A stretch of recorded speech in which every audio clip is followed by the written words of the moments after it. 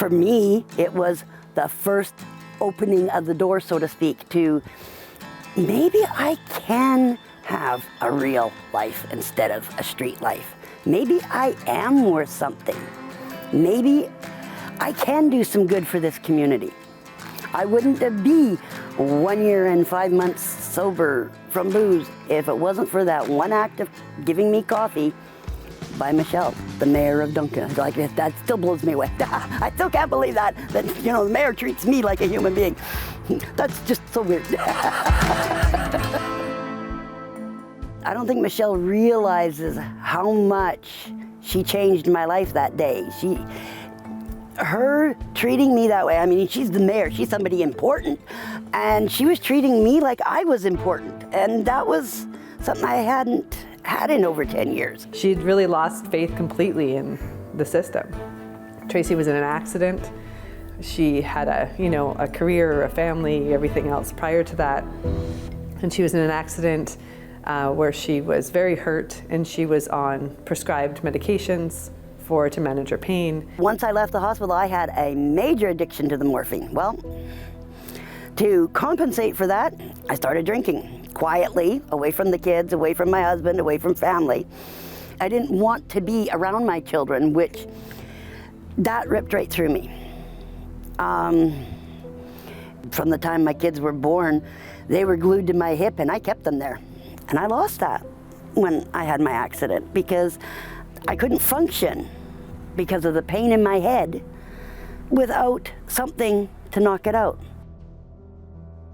And after she was no longer on those, she eventually turned to the streets for medicating her pain. And she lost her family, her home, her job, everything quite quickly after all of that. And so Tracy ended up living on the streets. I know what it's like to be hungry. I know what it's like to not eat for 2-3 days. I know what it's like to be freezing cold and trying to sleep. Not because I enjoy that, but because I didn't have a choice. That was 10 years of my life. And for me, that's my only life. So when you walk past someone on the street, you don't know what their life history is. You don't know where they are, whether they're in recovery, whether they're not, whether they're just starting, what? You don't know. We already feel ashamed of being on the street. We feel ashamed of having to use the drugs or the booze. I know I did. I felt very ashamed of it. And then to be judged on top of that, that just pushed me further into the drugs and booze. That's all it does. That stigma is the worst thing. That pulls down your self-esteem. If someone's trying to get off the street, get off the drugs, get off the booze, every time they encounter that stigma, that ruins, I would say, about 2 months worth of work. One look.